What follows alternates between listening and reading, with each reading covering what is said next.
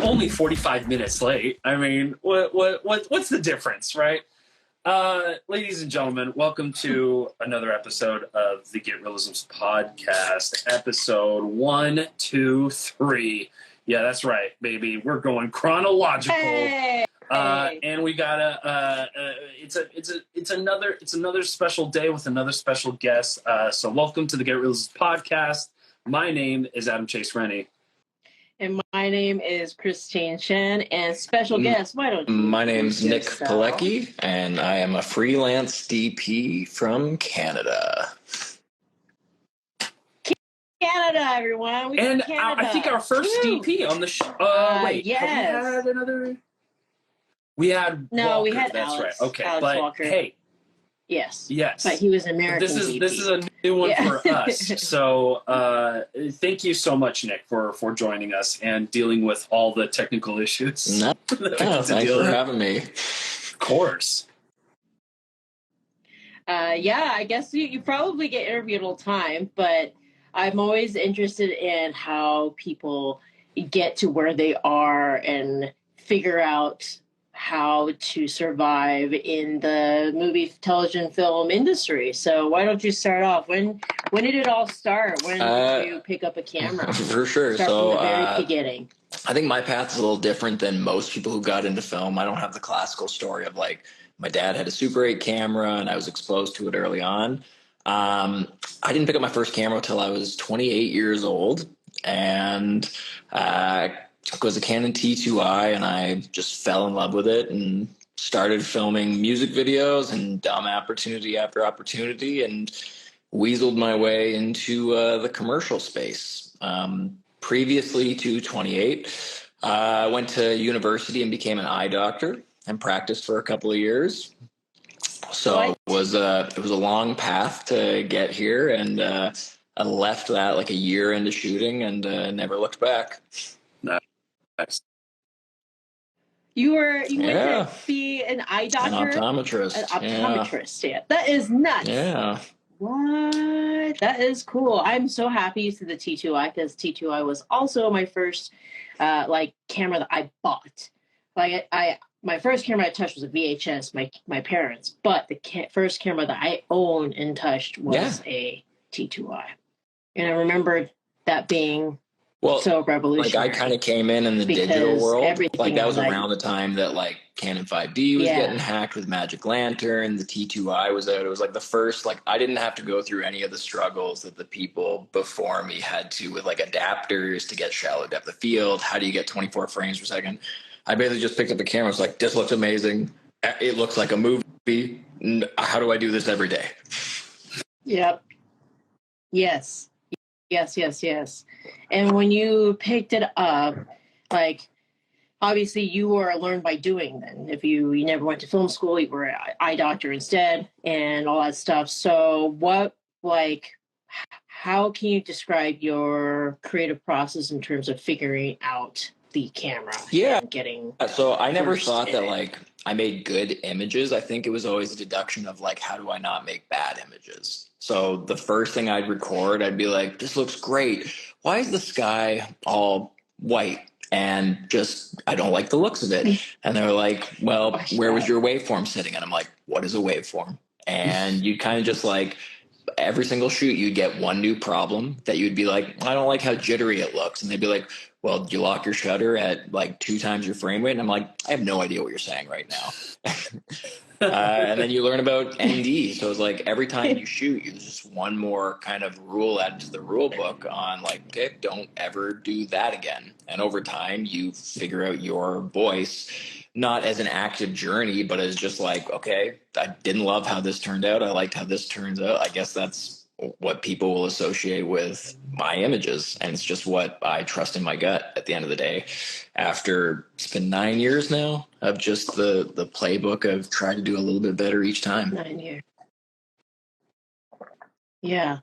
Do you remember what was the 100%. first thing you actually shot? It was shot? a music video for my indie rock band. That was kind of like the first 5 projects I did. So a lot of like you're producing, you're editing. You don't even know you're doing all these things. You're just kind of like, you're a filmmaker. So you're like, obviously, when Quentin Tarantino makes a movie, he's holding the camera, he's editing, he's color grade, like, and then you find out you're like, nah, he's not doing any of that stuff. But at the start, you think that, and then so shot a couple music videos. They went well. Other bands asked me to shoot their music videos. Then local small companies would be like, hey, like, do you shoot commercials? And I would be like, I shoot commercials all the time. And then I just like research what goes into an interview, what goes into a commercial. Like, I'm a big advocate of like, just say you've done something. And then when you land the gig, just research the hell out of it and hire the people that know how to do, like, every time I get contacted for car stuff, they're like, so you're pretty familiar with like the Russian arm or the Ukraine arm? And I'm like, use it all the time, guys. Like, it's basically like, it's my favorite tool. And then before every shoot, I have to use it. I have to call like a car guy and be like, hey, what are the limitations of this? How much is it going to cost? How much time does it take to set up? Like, because in my mind, I'm like, the worst thing that happens is you fail and the job doesn't turn out well. But to me, that's still better than if you just say no to a gig. Like, I would rather fall flat on my face than wonder what could have happened, I guess. I love this story so much because it is so similar to mine. That's how I got into the commercial space. I just bought the T2i. I didn't even know how to use it, and I booked a commercial gig. And I was there when the client like left to go do their regular job. I'm sitting there Googling like how to change the shutter speed and how to change like ISO and because I couldn't figure. That was the first time I'd used that camera. It was on a client site, but it was the same thing. It's like you just say yes, Googling and then you figure it out. Someone comes by, like, is everything okay? And you're like, yeah, I'm just checking the sun path to make sure we're extra okay for this afternoon. How to turn on red Komodo. Okay. All right. Yes. Oh my God. Yes. This is so funny. It's exactly what it is. We're just like Googling how to set up this, but yeah, you have to like sell to the clients. Oh, I've done that. I remember being asked to do a drone shoot, and this was before you had to have a license and everything. And I was like, yeah, film drones. And I crashed the drone into the side of a cliff. I didn't know that. That's crazy. It's just funny because the client's just like, oh, is that it's the side of the cliff. I'm like, sometimes it does that. There was a miscommunication between the wireless and I just kind of lost it. This happens all the time. Smash the drone into a wall. Be like, this is pretty old hat for us. That's how it likes to land. So yeah, dude, this is cinema. What do you mean? Yeah, that was a choice. It is so funny. And then you just fell into it was like 100% imposter syndrome, fake it till you make it type of mentality. Like, larger productions would contact me, and I remember one time, so I did a big round of Target ads in the States maybe 2 years ago, and hopefully no one's on this call from that, but they were like, so do you do big box store stuff a lot? And I'm like, yeah, I shoot Walmart all the time up here, and like, I'd never shot a big box store. So they're like, all right, well, we like your look. We'd like to sign you up for this like 4 commercial campaign. I'm like, great. And then they're like, we're thinking about getting like a Pee-wee dolly or a Fisher dolly, which would prefer. I'm like, oh, both of them are so good. It's really tough to say. And then I just went to my local rental house, tried both of them out, got back to them within a day and was like, yeah, let's go with the Pee-wee. That seems to fit, like it'll travel better to the store. And you talk with people with what you're after in an image, because at the end of the day, they're trusting you for your vision. So if they see something on your website that they like, it's just scaling up and figuring out, well, how do I do that in their parameters at their budget level? But it's all, you're not a lonely island. You have gaffers, you have key grips, you have first ACs. Like, you have people that you can bounce questions off of when you don't know the answers. And that's like, film to me is a very team effort. So whenever I'm unsure of something, Yes. I'll just make sure to hire somebody who is sure of that thing. And like your team always wants you to succeed because that's how they get work. That's like your team doesn't want to watch you fail, much like you as a DP don't want to watch your director fail. Like you're there to make their life easier, and that was what makes you hireable for the next gig. Totally. Yeah, no, that's perfectly said. I think when you first start, you think you're supposed to know everything because you just assume like, oh, all these major directors, like they must just do everything, like you said, the Tarantino, you know, whatever. And then I think I didn't really realize it until I started to AD people, and then I'm like, oh, cool, these directors have never been on set before. and I think there's a difference, and this might, I don't want to offend, but like they've done actual studies about this as to why men versus women succeed on getting stuff on sets more. Men are just more comfortable with bullshit than women are, and so women feel bad being truthful, and then men just say, yeah, I've done that, and they can just convince you with their amazing confidence. Yeah, it's and half of it is it's a hubris. It is a false confidence, but like, yeah, that's probably my biggest advice is like just be confident. Like if you know what you're looking for in an image, just say you can do it, and you'll get there. Yeah, like or you'll find a version of it. Yeah, I say the same shit too, even as somebody in the art department as well. Like, just like somebody would ask me, he's like, do you know how to build flats and build platforms and stuff? While I never know how, I'm not carpentry. I don't know this shit. My dad's a carpenter, but he like showed me how to hammer and nail, and that's about it. And I'm like, sure, yeah, I can do that. And I'm just frantically YouTubing in the middle of set, you know? Just trying to figure it all out. But like you figure it out eventually.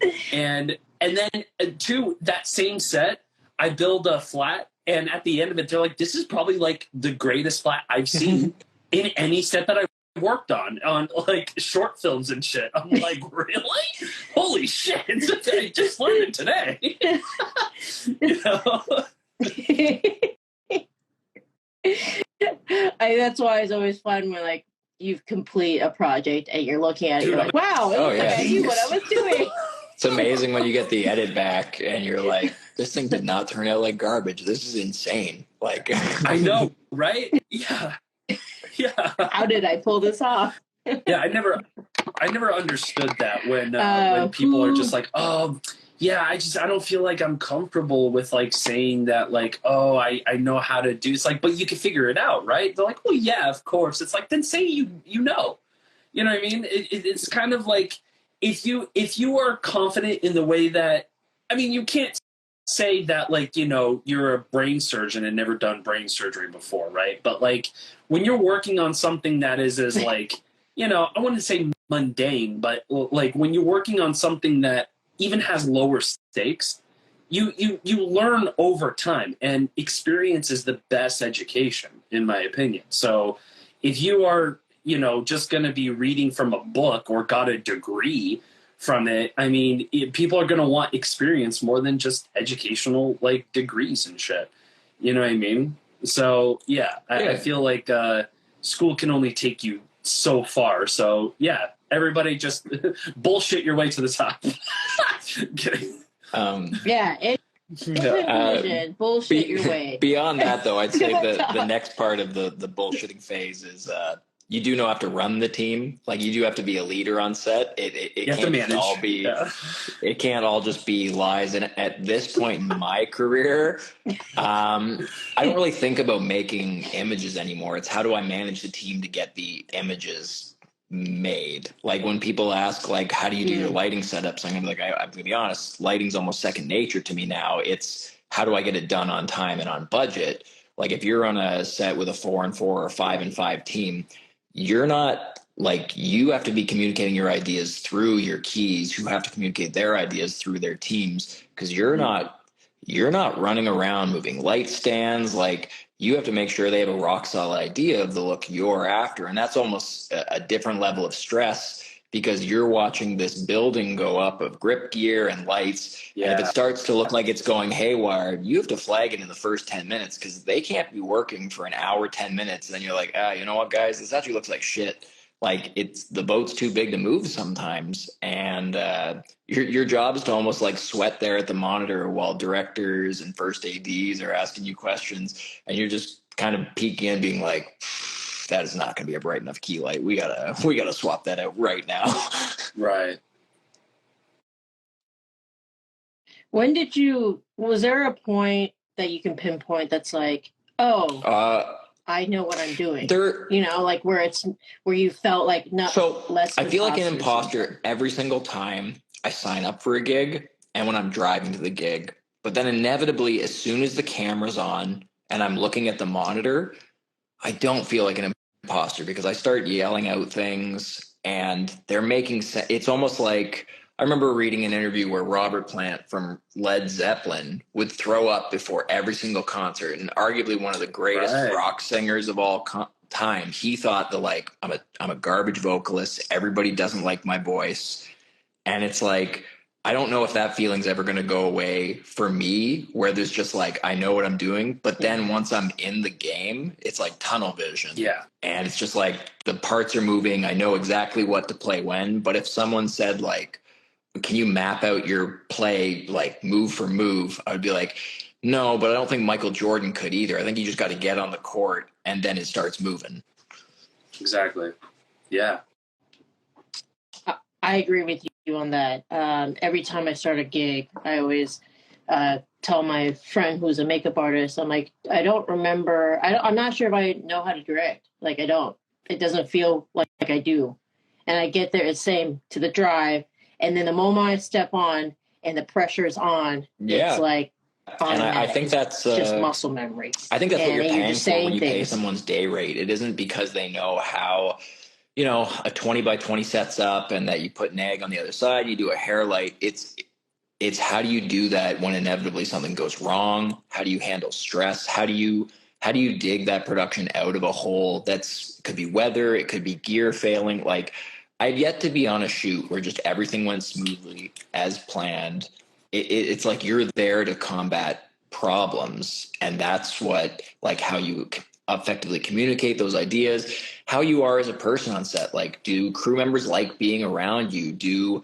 Does the client, agency, production company, director, do they like being around you for 12 hours at a time? Like, that's really more how I found you built a career than per se like having a very artistic eye. To me, that's like 30% of the job, unfortunately. And the rest of it is like how you conduct yourself within the industry. Mm-hmm. Well said. Yes, I agree. Are there people that you started off with when you didn't know anything that you've been able to bring up, or like you continue to work with them just like your original team? So one of the directors I work with a lot is named Derek Lamoureux. We kind of went up together and we've split paths. So he'll do different stuff within the Toronto market than me. We'll come back together for a couple of projects a year, but like we just had this very similar style. And then an editor who's actually, I would say, exceeded all of us. His name's Brian Chambers, and he's working on like all the biggest stuff that you can imagine now, like Nike, Adidas, car commercials. He came from same small town as me outside Toronto, and we'll still get together at work, and we will have a beer and we'll pinch ourselves because we're like, can you believe that we like backdoored our way into this industry? Like, because neither of us have a right to be here. But then the other part of me is like, why don't we have a right? Like, we have a voice as anybody else does. We just didn't work our way up through, camera department, lighting department. Like, we just found a different way in, and that offers you a new perspective. Yeah. What do you think is different with your perspective because of the way that you came up? What do you think? So I came up in a smaller market, like outside of Toronto. So I was used to getting things done with smaller crews, more limited budgets, where like, you're not going to have 4 people in your art department. You're not gonna like you're strapped on resources. So it's like, how do you make $10,000 to $15,000 look like a $200,000 commercial? That was always like my out of Toronto goal.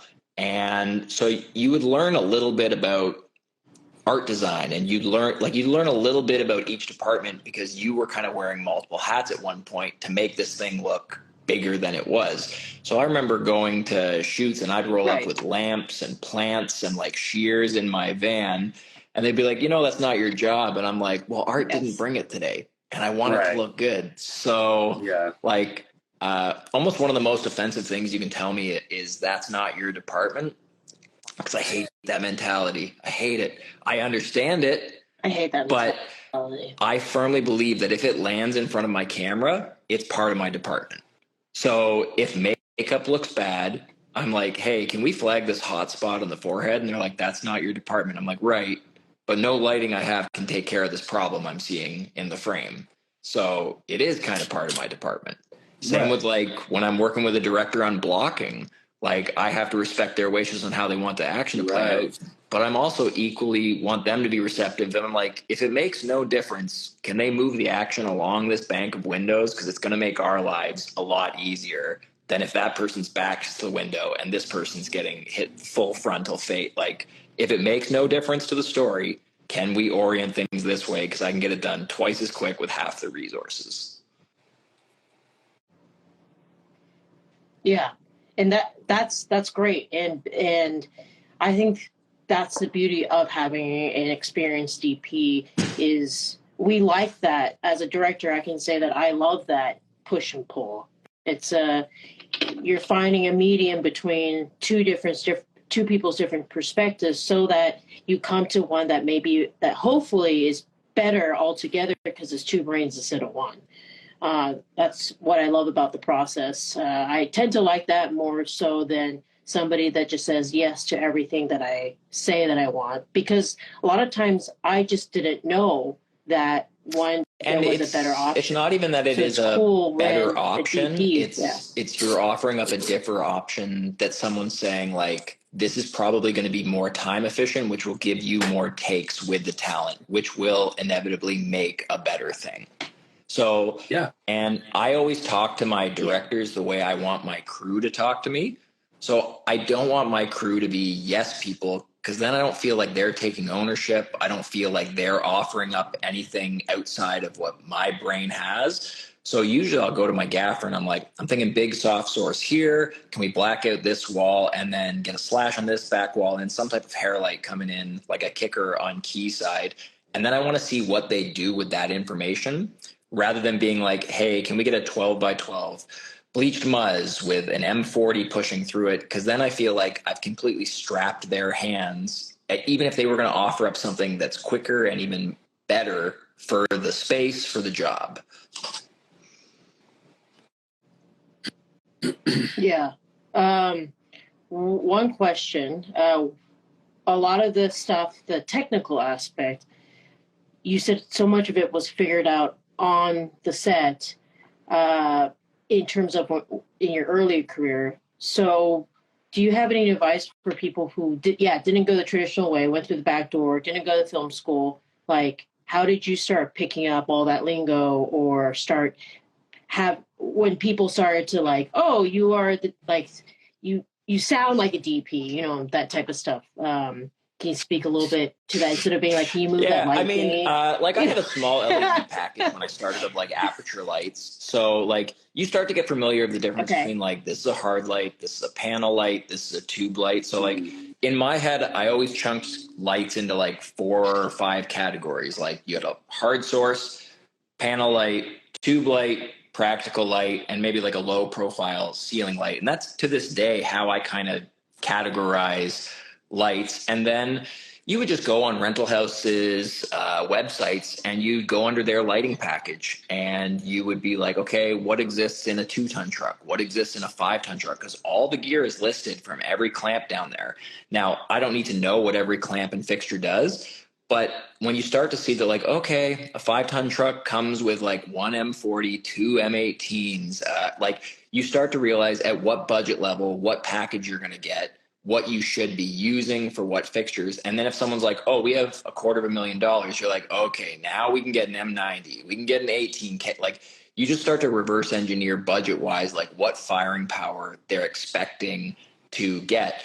And then when you are unsure of something, which I am to this day on larger setups, talk to your gaffer, say like, hey, this is out of the scope of what I'm normally used to. You know the look I'm going after. Like, I'm thinking we get 6 sky panels on like a cherry lift outside, and they'll be like, nah, man, that's not going to be bright enough. Like, we're doing a night exterior. I'm like, great. Tell me what you're thinking. I'll go back to production, and they'll tell me we don't have enough money, and I'll tell them we need the money because my gaffer told me this is how it gets done. Right. Right. So, That's no, cool. it's at the end of the day, the game is communication. You don't need to know everything, but when you're unsure of something, do some research and talk to people. Like, show them references of the shot you're trying to get and be like, I'm trying to go for this like bright Walmart commercial inside a Walmart. How do you think they did this? And they're like, well, it's a head to toe. It's clearly done at night because we don't see any windows.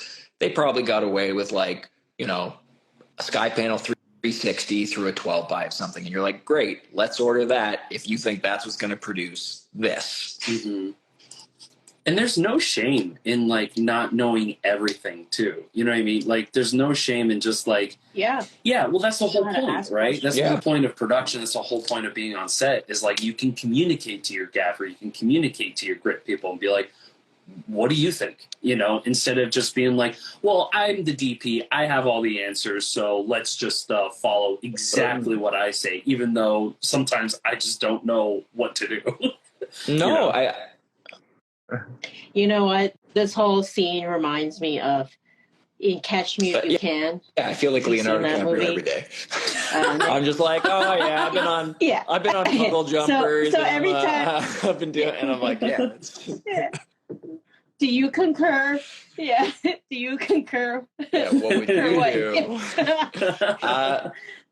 Yeah. What would you do? Oh man, that's how this whole conversation is reminding us. Yeah, when he's like showing up. But no, like you're hiring people to be professionals within their domain. Like, I don't do a ton of car stuff, so when I do it, I rely on the professionals to like walk me through the rigging and the like. I'm not doing the rigging, but I'm usually presenting references. I'm like, I like this shot a lot. Can a Ukraine arm do this? Do we have to get something fancier? And you're going back to your producers, your EPs, and you're working with budgets with them. Similar to on set, when a first AD says like, how long is this setup going to take? I don't lie to them. I go to my keys and I'm like, guys, don't lie to me. How long is this going to take to set up? I'll add 7 minutes and I'll go tell the first AD. Yeah, right. So I don't get yelled at. That's right. I have to see. That's what I always do. Yeah, and when I get it from you, I go no, it comes down to the communication. And if you complete a project on time and on budget, to me, that's almost the most hireable thing to get you that next gig, because everyone's signed off on the image. Like, very rarely over 100,000. Like, once you've hit 6 figures, no one's looking at the monitor and they're like, this looks like shit. It's all going to look commercially viable. Yeah. So now it's like, did you have a good time? Did it come in on budget? And like, did we not have to go into OT and people missed like dinner with their families? If that's the perception that agencies and production companies and directors have of you, you will get the call back. Yeah. Would I still get a beer with this person? And did we go over budget? Because otherwise it's a big question mark the next time you get signed. They're like, geez, I love, like, Nick does great work, but like, we went an hour and a half over last time and my producer really bit my head off of the overage. Like, is this going to happen again? It'd be the same thing if your gaffer was telling you, hey, it's a 40-minute setup, and I'm sitting there at the hour 20 mark like, hey man, you said this was going to be 40 minutes. The first AD's looking at me like she wants to bite my head off. What? Right. Is this going to be the story every shoot? So you're trying to make yourself an asset to the person above you in the call sheet. You don't want to become a liability. Totally. Yeah. You had somebody say, "Hey, Nick, Oh Aegis yeah, I film." know Sure, Alex. maybe a fan. So he's Yeah, he's a good gaffer If from a anybody great wants it, gaffer from Toronto, and he's definitely someone I bounce ideas off pretty frequently. oh, that's awesome. What would you say his He's strong just worked point on is? insane stuff. He's gaffed the Drake videos. He did a huge Volkswagen campaign. So Wow. whenever I see stuff with like larger lights and bigger setups, I'm like, technically, how do you go about doing this? Because he knows like generally what my ratios and the look I'm at for. I'm like, how do we scale this up to meet this client's demands? That he's just a great guy to be around. Like with any crew member, I like people that solve problems. I hate when I go to a crew and I'm like, hey, so I want the look to do this. And the first things out of their mouths are like, well, we can't do that for this budget. I'm like, just give me an option. Like I would never say to a director's like, so I'm thinking of push in from like over here. I wouldn't be like, no, can't afford a dolly. No way we can get a push in. Next. It's like, no, I mean, like maybe there's a Dana Dolly option, maybe there's a handheld push it, but like I want to offer up an option that opens up the conversation rather than just being like, nope, can't do it. Correct. Moving on. Yeah. Yeah. Yes, flexibility. I kind of find, and I hate making general statements, but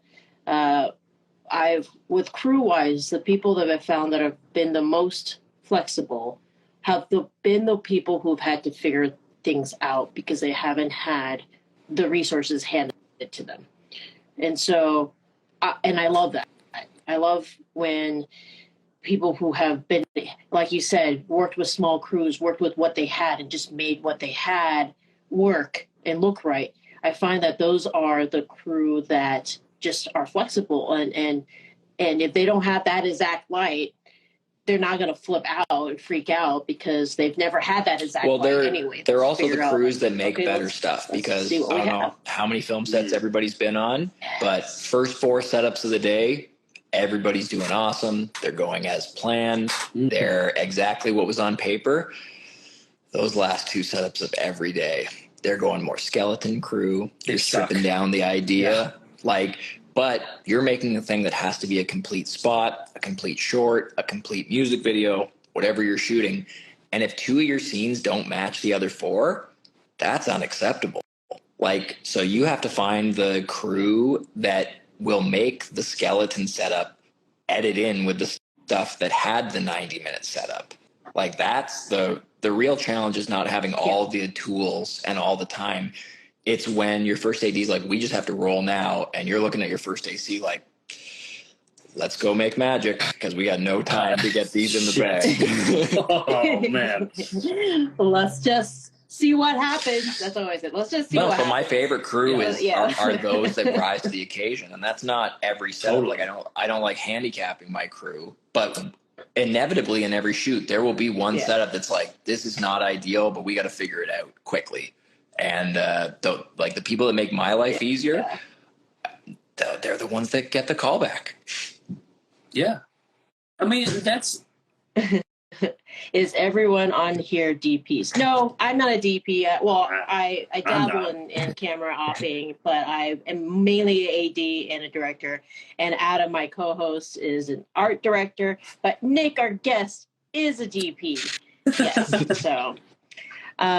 Danny says, let's go, Nick. Hey, what's up, Danny? So I wanted to ask, did you, when you first started, did you have mentors or people that you looked up to or like shadowed? Not that in helped you learn? person per se, but I was big into the Wandering DP podcast.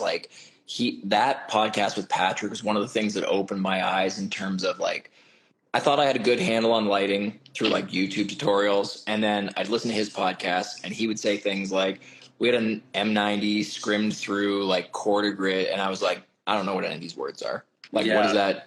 And he was saying it like it was, a second language to him. It was just coming off his tongue. And I was like, there's a whole sector of this industry that's beyond an aperture softbox. There is, and as with anything you take on in life, it seems daunting until you do it for a while. If I was to watch a new sport I had never seen, first game, I'd be like, I don't understand all the rules. I don't understand what's happening. And then 6 months later, you're like, okay, so that's called the pitch. And then it goes to like, you're Right. like, you get it detail by detail. So early on, no in-person mentors per se. But there were guys like Morgan Cooper, who was a super talented guy is a super talented guy from, started in Kansas City. He's the guy that did the Bel Air spec dramatic thing that went pretty viral. And like, Oh, I would chat. Yeah, that was Yes. so He good. was like a one-man Yes. band who started on Blackmagic cameras, and I always loved his stuff, his mentality of like, this is what resonates with me, so I'm just gonna make it. And so I would chat with him a bunch, and there was just like other people who I saw doing great stuff with small crews that was like, this to me is the most impressive, when you and 3 people can go out and make something that looks like a Hollywood feature. Like, that's the stuff that really gets me excited. totally. Yeah. When you can do stuff with what you have and make it look like, oh, wow, what was that shot with? Oh, just a T2I and a really nice Sometimes not good even a lighting. really good lens. Josh Hill says, do you find yourself trying to find ways to break out of the framework of Farside Key everything? If so, what sort of ways have you found that you I would like definitely or say express? Farside Key is my base level. Like, that's always what I'm aiming for when I'm setting up a scene. Like, that's how I like to do my blocking. However, like, if you go through my project, there will be someone who's getting hit with front light. And at this point, I don't hate it. It's like, the job isn't to make every frame look like a painting anymore. It's to make the project work. So if someone says, this is the blocking, this is the orientation of the people I want, I don't throw a hissy fit. I'm not like, well, this doesn't work for me. I'm like, okay, I mean, this is the story. So I have to find how to make this the best it can be. It's not going to be the best image empirically, but I'm going to do every little trick I have to make this angle with this talent look the best. So if you're hitting someone with front light, some of the tricks I've learned is dapple that light, because hard light hitting a face, it's a lot different than if the whole face is getting hit with front light than if you can go through a branch, your first set of blinds, and there are dark to light sections. Like, to me, that's still interesting. That's still beautiful, even though empirically the light is coming from not far side. The other thing is, I live in a world of differences. If you're blasting someone with front light, what does the background look like behind them? If the background is dark and your ratios are such that, like, well, my face is still being drawn, or my eye is still being drawn to the face, then I still feel like I'm doing my job, because I know the audience is focusing where I want them to be focusing. Which, like, all of our little tricks, like color contrast, leading lines, composition, frame within a frame, these are all tricks to tell your viewer, like, hey, look exactly where I want you to look in no time, because I got 3 seconds in this shot to grab your attention. Like, that's why we shoot shallow depth of field. That's why we give people hair lights that are our mains in our scene, and we don't give the background actors hair lights because we would want to look at them. No, we want to look at the bright spots in an image. So knowing that, like, oh, if this window blows out, is that distracting? And it's like, well, it depends. How big is the window in the scene? If it's a bunch of tiny little windows at the top of a warehouse, I don't care to hold on to those, because I don't find those a distraction in my scene. My eye is still going to the singer or the person with Nikes on in the middle of this warehouse. But if we're in a living room and half of my frame is a giant bay window, I'll be like, hey, we got to not blow out that window because it's a distraction now. So I break the framework all the time. It all comes down to, like, am I breaking it? Am I still looking where I think the viewer should be looking? You mentioned the Wandering DP podcast. Were there any other references for things when you were starting to learn? Yeah, like Film Riot was a big one too, with Ryan Connolly. Yeah. Oh, I love Film Riot very so similar much. mindset, like watching someone with what would be considered small resources, big ideas, and they're going into After Effects, like they're popping into Resolve, like they're doing things that look pretty insane, like for no money, and they're kind of showing you behind the curtain how they did it. That isn't to say that you're going to agree with every decision that person made, but that's not, like, just watching someone else's process will unlock something in you. Yes. I'm so glad you brought up Film Riot. When in the night, I think that's when the YouTube 90s, I thought I wanted to be a YouTube content creator. So I followed them religiously. And one of my favorite episodes by them was when they did like a Christmas scene, but they did it in a POV of 3 different directors. And I just laughed my ass off. It was like, just 3 different, Michael Bay awesome. versus Fincher. The trees just on his side sliding down a highway. You're like, this is how Michael Bay does Christmas stuff. There are feet sticking out. You're like, this is how Quentin does. Yeah. Right. Yeah. There was like explosions everywhere. But even that in itself is a great exercise to teach you that there are no right or wrong ways to approach a scene. Like if someone says, what's the best way to shoot up a wide for this scene? I'm like, I don't know what the best way is, but here's what I would do. And if you like the work on my website, here's how I would approach this scene. But there are no empirically like, this is the only way to do coverage of this. This is the only way to light this. This is the only way to color grade. It's like, this is the only lens it could be. It's like, no, I have seen shows that have done traditional between 25 to 50 mil lenses for their coverage. And then you'll see somebody shoot something with an 11 mil lens. And you're like, that works too. I'm getting placed into a world. Like there are no rules here. If you buy the world, then you're good to go. Yeah. Another example of stuff I picked up early on was Moonlight. Moonlight is something that varies between DPs, directors. Sometimes it's this harsh white light coming from outside, and other times it's the most softest cyan light you've ever seen in your life. Yeah. However, when I'm watching the show, the commercial, the music video, the short, I know it's nighttime. So it tells me that like all these different people are interpreting night differently. And as the viewer, as long as I buy into what they're telling me is night, then they were correct. That's just their version of night that they're selling to me. And it works. It works. Yeah. We have a few questions, actually. Josh had one. It's more technical from the other one, which is what about the inverse of a dark-skinned talent in a white room? I would say as long as you're getting separation from the background, like if my eye is being drawn to where I want it to go, the face doesn't always need to be the brightest thing in the frame to draw your attention. For instance, like silhouettes, usually your subject is the darkest thing in the frame. So I would say it depends on the creative. If you're shooting like a yogurt ad, you're probably still going to need a ton of level to pull that face out and try to work your tricks into making sure there's separation from a wall. But then there are other things like shallow depth of field and putting art on that wall that add a level of contrast. Like there's always tricks to battle that. And also when you're doing location scouts, fight tooth and nail to not have the house with white walls because it is a losing battle. It sucks. Yeah. It really is. Oh, yes. Yeah. It so, sucks. yeah. Yes, it does.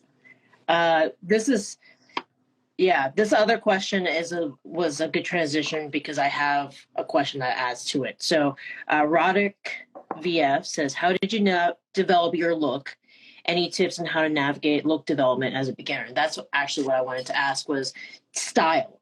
How did you develop your style? When did you even realize you had a style? Because, in the beginning, I think we mimic people that we love their work and stuff like that until we find what works for us. So, how can you elaborate on that? I don't even know if I have a look now that's conscious. I think people tell me that I have a look, but I think that's something that it's something that develops over time, much similar to your voice in music. I think you do start out doing figuring out like a Green Day cover song on your acoustic guitar. And you're like, I like this song. Like this resonates with me. And then over time you start to form your own way of writing music, your own way of singing with inflections, your own way of composing songs. And I think film is a much similar way where you might start out being like, I like this DP's style of lighting. Like I'm going to replicate their lighting styles.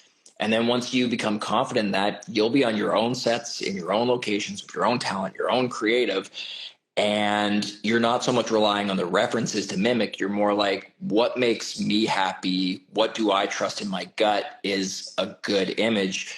Because you don't have all the time in the world to flip through your phone or flip through your iPad on like, oh, is this exactly like how Fincher would treat it or how Deakins would treat it? you just have to go to your director when they're like, are we ready to go? And you're looking at the monitor, you're like, yeah, this feels good to me. We got to go. And I think when you can look at a monitor and be like, I like this, that's what your voice is. It's your gut instinct of like, I don't hate what I'm seeing, so we can roll. Right. That's I don't I use hate that. it. I don't hate Yeah. it. Yeah, I don't hate it. There's one of my really good DP friends, Oh, Charlie yeah. Pierce. Every time he said he had to stop saying that because it would like freak out the client. Yeah, I mean, Every I wouldn't, He would look at. I wouldn't say that with the Such a client in phrase. earshot. I wouldn't be like, No. well, it's not total Yeah. shit, right? He definitely did that. Not on a commercial, but I remember on I think a short film that the director's literally standing right next to him, and everything's all set up. Oh, and no. Charlie's like, I don't hate it. hate it. No. And the director looks at him like, When the client's standing in earshot, I become the biggest cheerleader. I'm like, this is insane. Can you believe we pulled this up? This is got me some of the best looking stuff I've ever seen. And then they leave the room, and I'm like, okay, we got to dim this thing down because that was Yeah. garbage. we gotta fix it.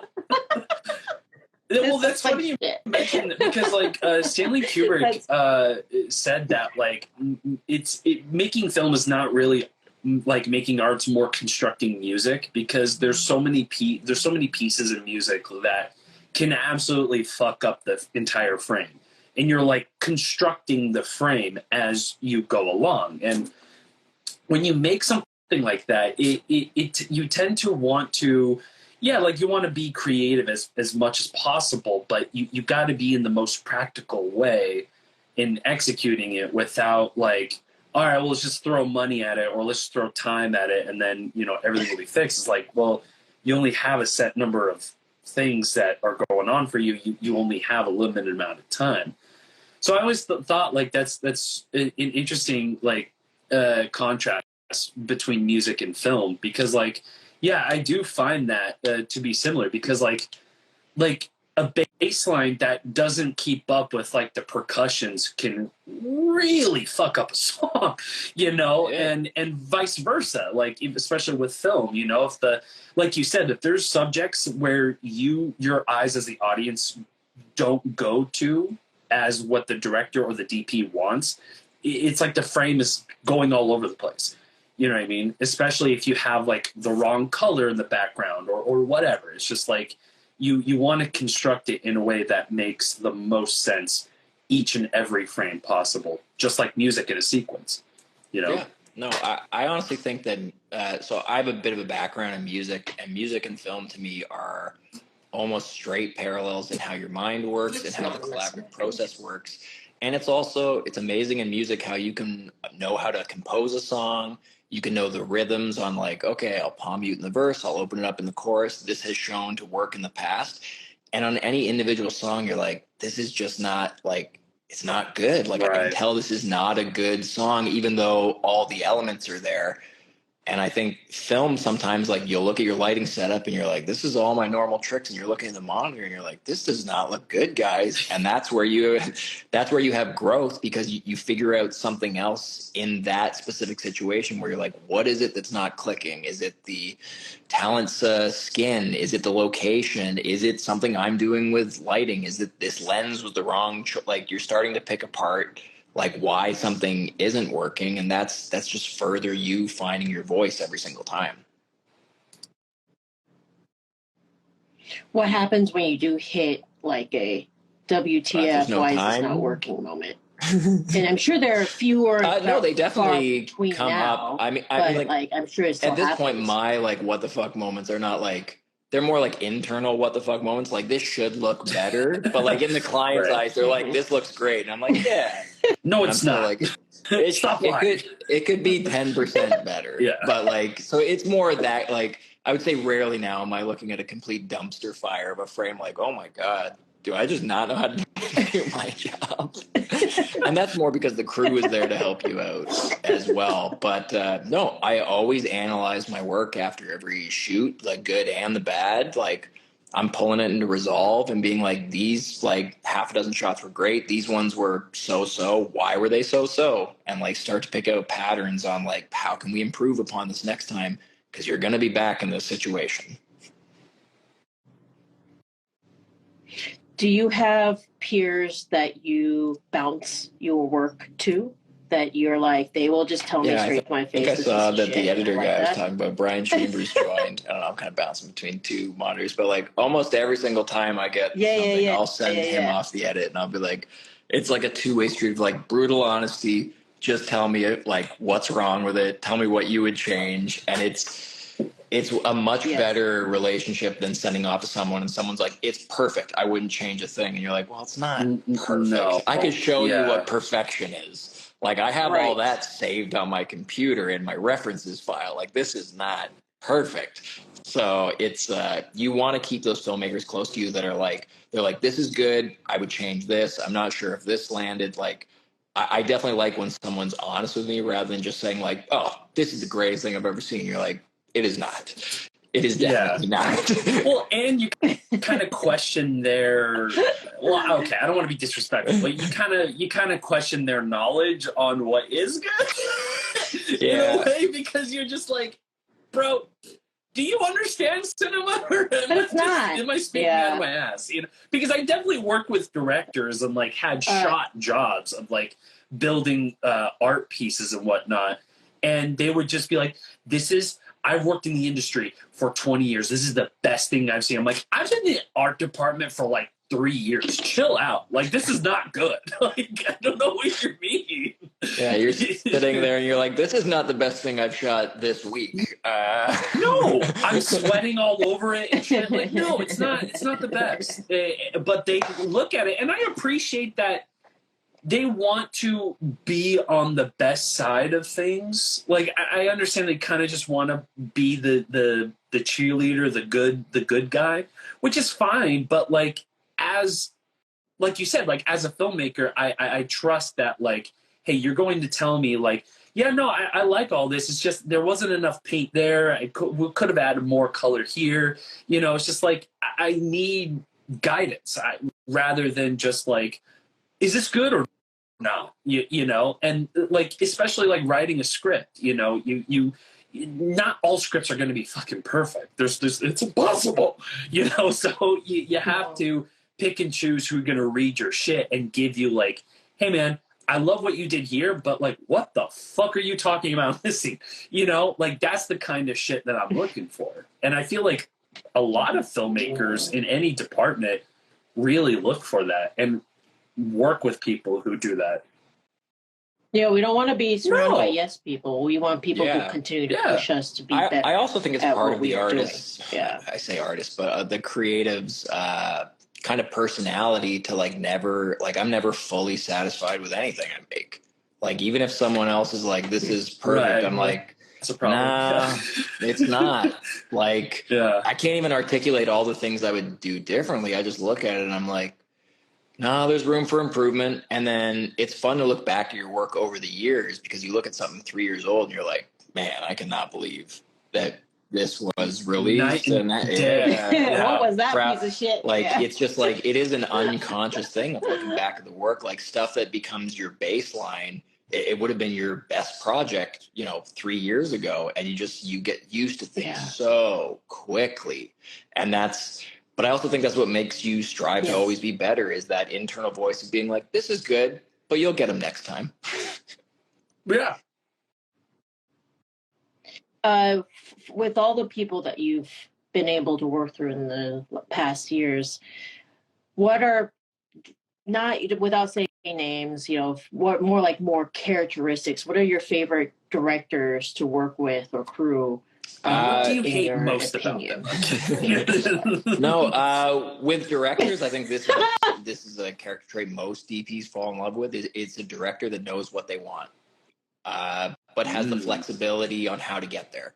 That's probably my favorite thing. So a director that's like, this is the moment I want, and if I offer up something that's 80-90% of how to get there, that usually creates the best stuff because we have the most time to play around with. We get the most number of takes. Like that's just what I've found.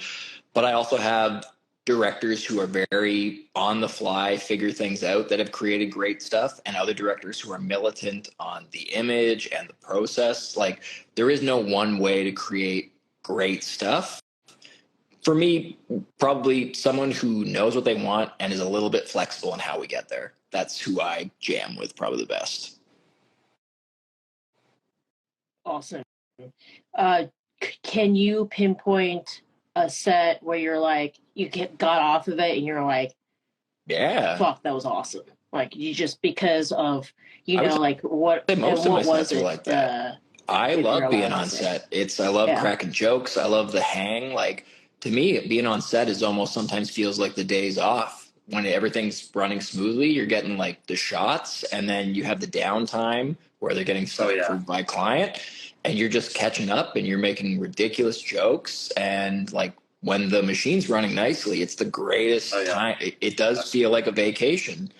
Yeah. But then having that crew that also realizes when it's work time, and they can see that switch in like Nick and the director's face where it's like, okay, like I heard the tone in Nick's voice. Now it's time to like hustle, and then we can get back to the hang afterwards. Yeah. Like, but I would say most of my sets are a pleasure. Like I love set life. Like when I see people in their 50s on set, brings a smile to my face because I'm like, yeah, I want to be doing this until I'm in a wheelchair. Like, I love being on set. Like the idea of retiring almost gives me the most anxiety because it's almost sitting around my house doing nothing that I'm like twiddling my thumbs and I'm like, oh my God, is this what life is? Dude, I had that conversation with an art friend literally last night, and they were like, do you think you would be on set all the time for the rest of your life? I'm like, yeah. And they're like, really? And I'm like it's almost like I was taken aback by that. I'm like, you mean you know? I want to live and die on this set, brother. Like this is my life. Like thinking about retirement just makes me so fucking anxious. I'm just like, I don't. And also, like, I mean, it's not like we're making money bags here. You know what I mean? It's like I can't really start a retirement plan right now. What's your 401k like? You're like, yeah, exactly. Now you explain what that is, and then I'll go. What? 401k? Exactly. Oh man, I was at a gathering yesterday, and somebody was like, "You always talk about it's work." My life. Like, what else do I do? Yeah. I'm sorry, I didn't mean to. I just get very excited about it. And then it was funny because he was like, well, I'm not mad about it. It's just that's literally all you just end up talking about it. And I'm like, well, because I love it. Yeah, I was like, I love it. And I there's so much I can go into. Somebody just toss a camera. I'm like, oh my God, and this and this and this and this. I don't mean to. It's just like it gets me. Film can be kind of a double-edged sword where excited about. When your passion is your career, it gets a little murkier and what's work and what's not work. And that's the thing.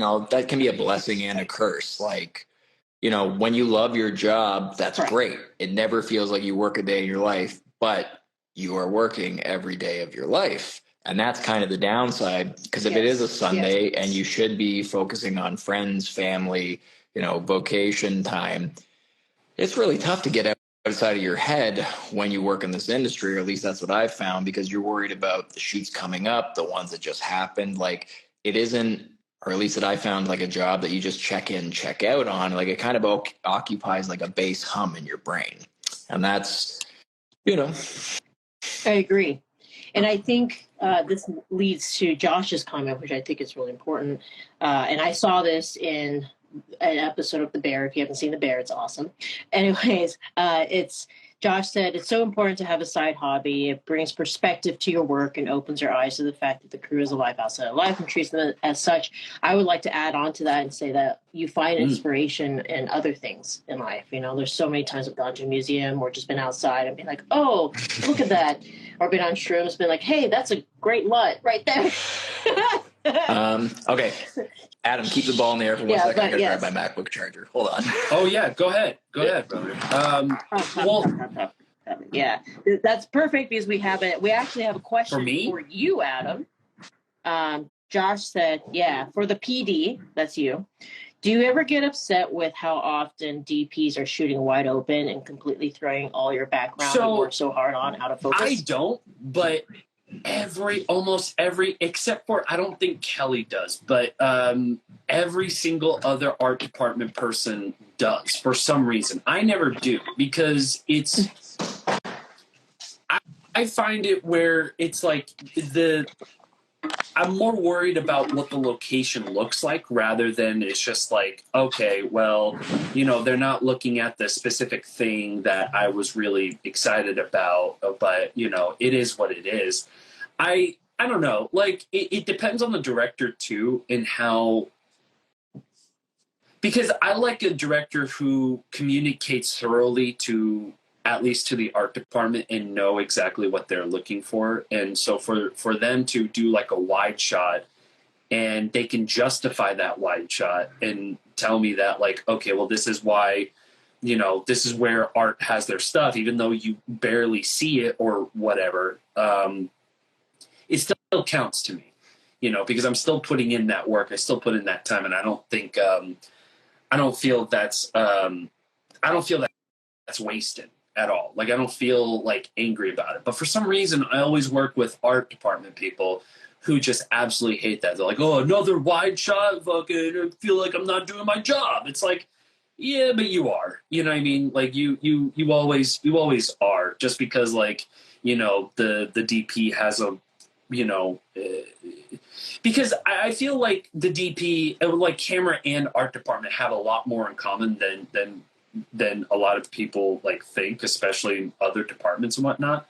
I mean, we all do, but I feel like there's gotta be like really good communication between that, just so the shots that you do see don't feel like they're wasted, because there's a reason.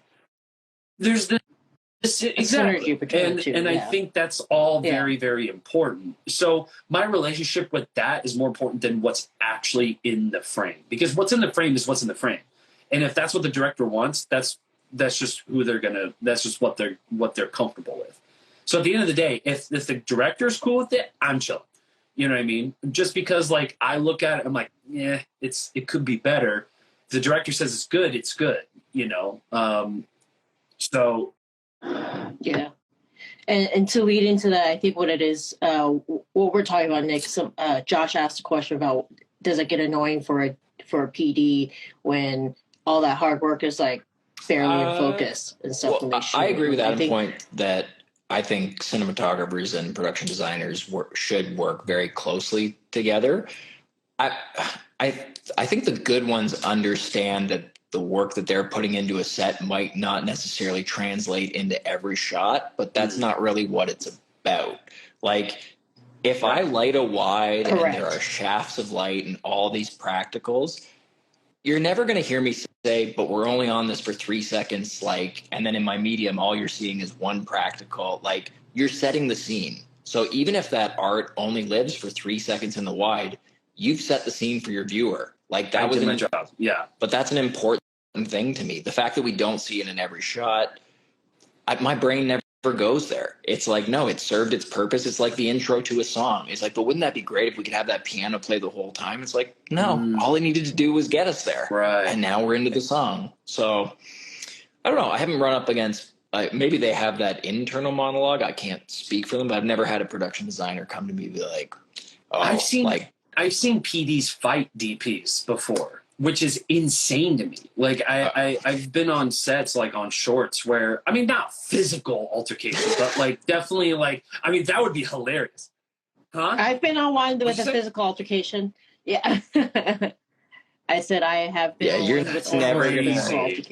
never gonna see me get in a fight on set. No, there's no argument that's gonna be worth me getting in a fight over. Like, it's not worth it. I mean, even a shouting match. Right. I think at the end of the day, the best creators all understand it's not all about and it's not. If the director at the end of the day is like, I'm happy it serves my vision, you have to respect that. Yeah. Well, but you have to respect that, because they're piecing things together at a higher level than you are for your individual department.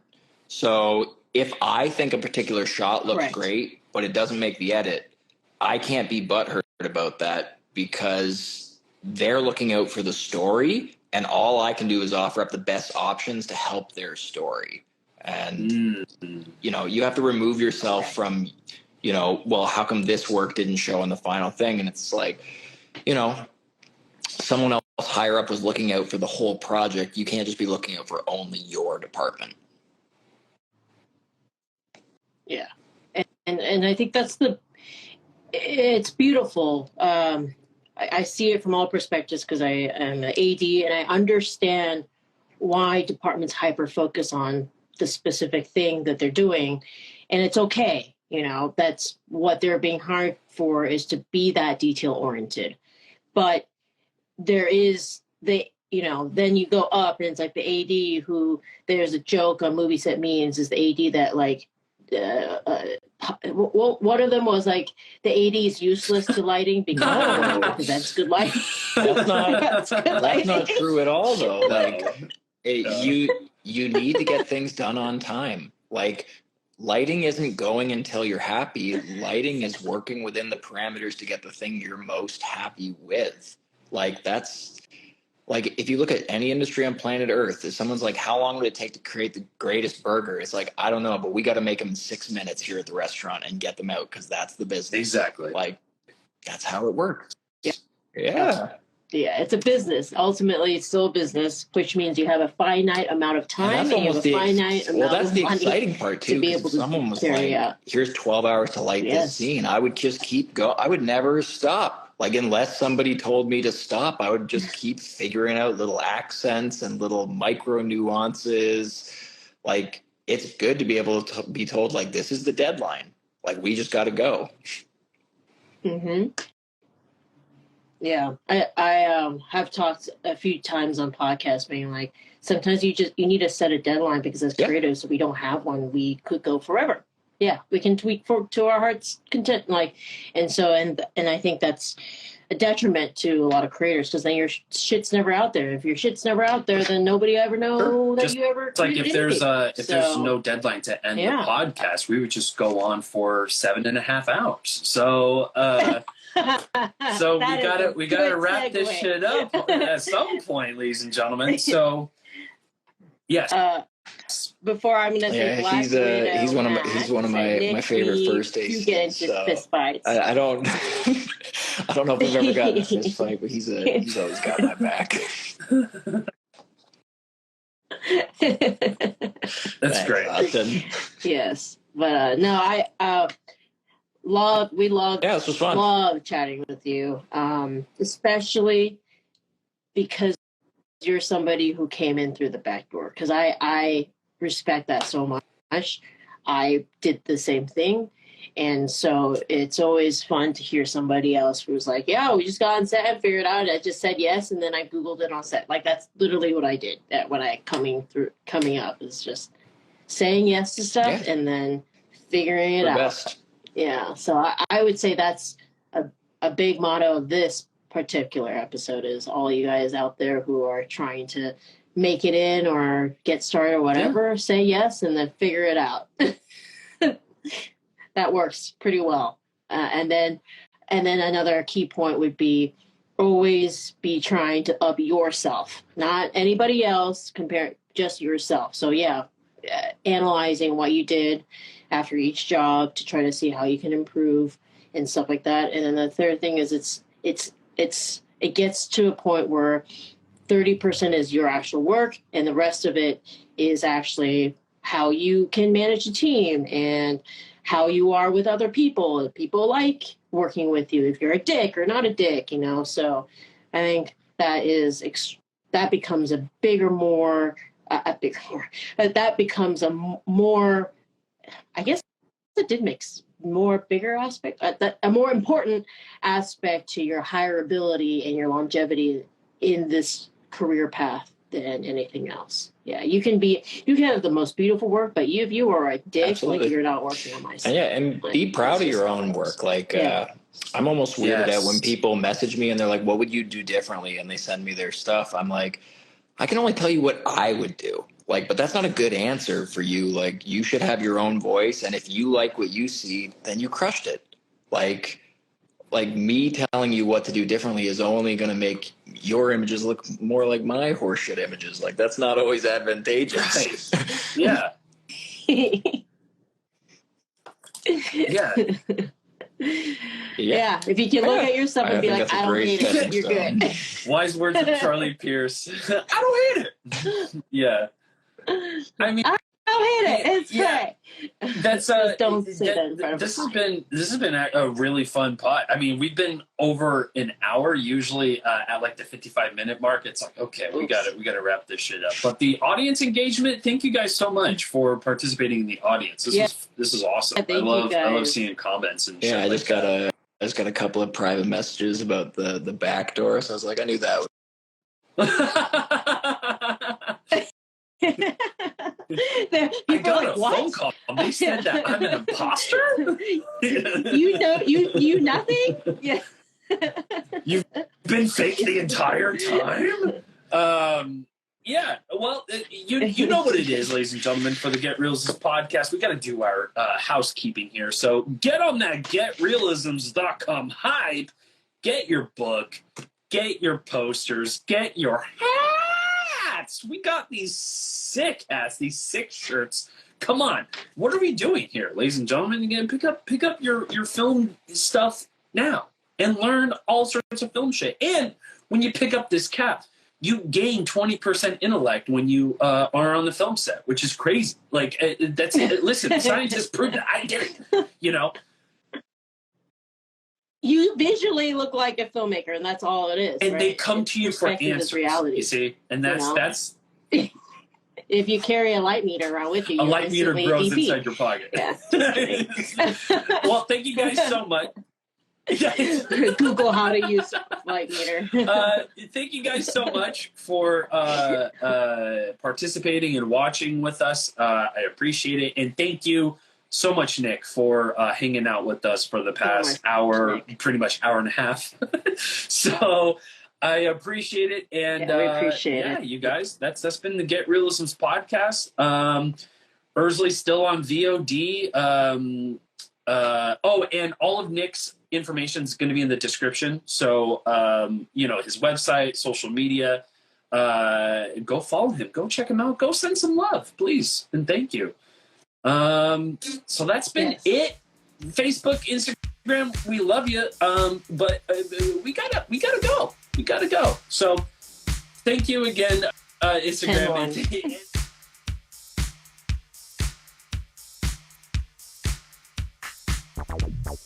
And